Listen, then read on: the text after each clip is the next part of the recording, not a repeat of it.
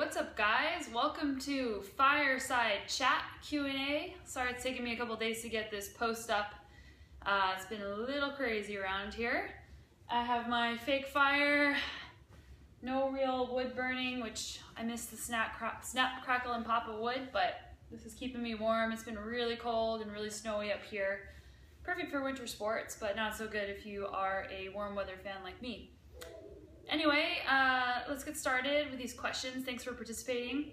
First question from Grant wants to know my holiday plans. So I live in Kelowna, BC now, and it's winter and it's been 25 degrees or less for the last 2 weeks and pretty cloudy and pretty nasty outside. So I'm pretty excited to be going to Albuquerque and to Tucson for about 2 weeks total for the holidays. I'm originally from Albuquerque, so there's really great mountain biking and road riding and breweries and family and all kinds of good stuff in Albuquerque. And then Matt and I are going to take a little road trip down to Tucson. I haven't actually spent a lot of time there riding, so I'm really looking forward to checking out Tucson and riding some of the technical trails and also demoing my new bike for next year. I'll be changing brands, so you'll have to stay tuned to hear what I'll be riding next year. Exciting! Omega Man, my wheelie is pretty pathetic. I can wheelie for a maximum of 10 pedal strokes. I find the 29er is a bit harder to wheelie than the 26-inch, but 10 pedal strokes is better than nothing. There's always room for improvement.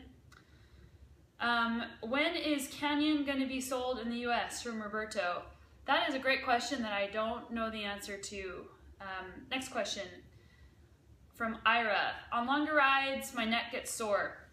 How do you make your neck not get sore? Well, first, I'm curious as to whether you've had a bike fit, and changing the length and height of your stem and handlebar can really affect your neck.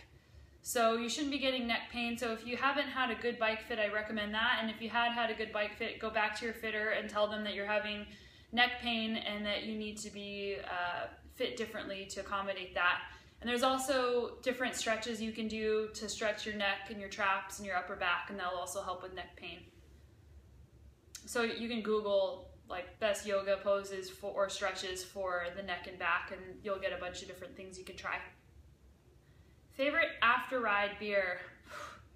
That really depends. I really always go back to the Chutes Chainbreaker White IPA because it's just very drinkable and easy. And but I don't know. I always go for IPA. The Chainbreaker is more of a wheat IPA, and I like the Pioneer Cascade Hop IPAs, but I always like that one after a ride for some reason. Maybe because it's a little bit sweeter. I got multiple questions from people asking for tips on 100-mile racing. So the Rincon de la Vieja, which is a 100-mile race in Costa Rica, I did this year, which is an awesome race. Highly recommend it. It's at the end of August, and if you want something different, definitely go check that out. Got a question about the Bailey Hundo, question about 24-hour racing, and I think I got just a general question about hundreds. So I will follow up with you. It might take me a little while, but I'll write a blog post on how to train for a 100-miler. I also believe the National Ultra Endurance, the NUE series calendar came out today. I also just signed up for the True Grit 100, which is March 14th. That's a really fun 100 in St. George if you're looking for an escape from the winter and a motivation to train through the winter. So great questions. Douglas Vlad wants to know what bar ends I use. There's an argument for sure as to whether you should use bar ends or not. I don't like bar ends for technical riding because it's hard to put bar ends on a round grip, and they also kind of get in my way a little bit, but I love bar ends for rides that aren't very technical with a lot of climbing, like the Rumble in the Jungle, the race I just did in Sri Lanka. It has a lot of steep climbs, a lot of open road, and that was perfect for there because bar ends, it's like the hoods on your road bike. Bar ends give you more leverage, more torque, and you can pull the bike into you, and it gives you another hand position. So I am a big fan of bar ends, and I don't care if people think it's dorky because I'm a dork.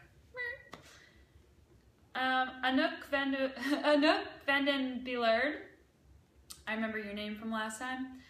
She wants to know about pain while stage racing in the lady bits.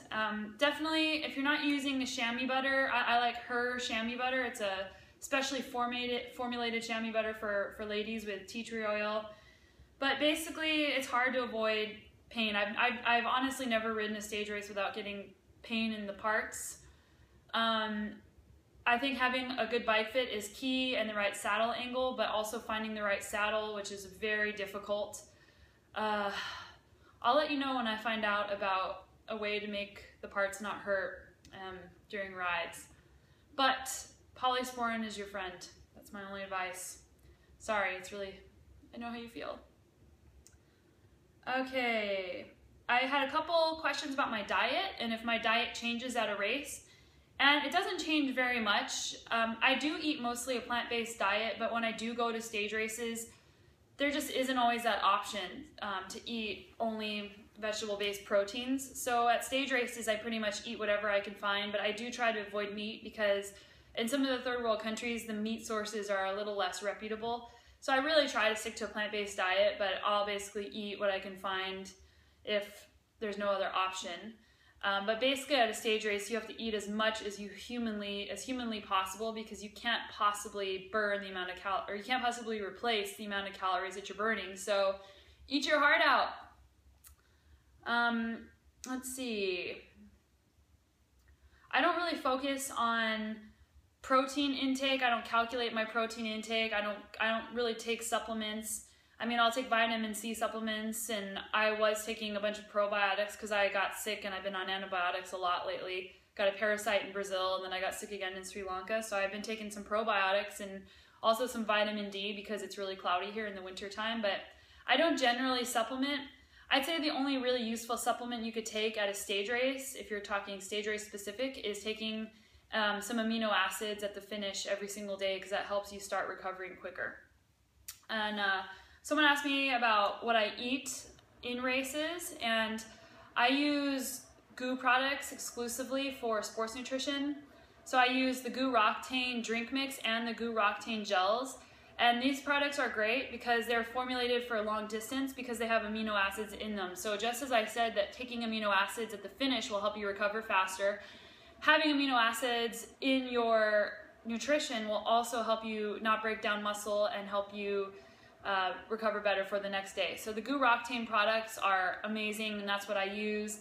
And in terms of snacking, in terms of bars and things, I've been experimenting with a bunch of different ones. I like a lot of different, I don't like the raw food type bars that are kind of like the Lara bar type bar. I'm not a big fan of those, but I really like the Kind bars, and I like the Cliff Bar Mojos. I like the Rodeo Labs bars. And I'm actually experimenting with a lot of new bars because I'm working with thefeed.com next year, and they have all different types of sports nutrition and bars on their page.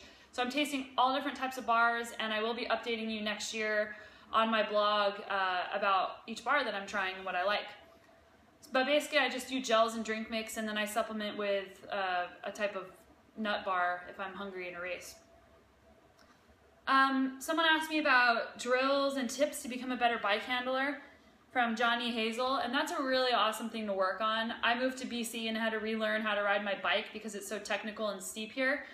So, number one, you want to work on bike body separation, not squeezing the bike, and making sure there's some movability whenever you're descending. And actually, the biggest and best tip I got was putting more weight on the front wheel. There's a lot of people that say, oh, get behind the saddle when it's steep, and you do need to get behind the saddle, but when you're cornering or riding loose things, if you take your weight off the front, that's where you get all your steering from. So you're going to be basically out of control. So learning how to more balance your weight on the bike and not necessarily always being way back behind the saddle. You need to be way back behind the saddle if it's really steep and you're going to endo otherwise, but getting a little bit of weight on the front is good.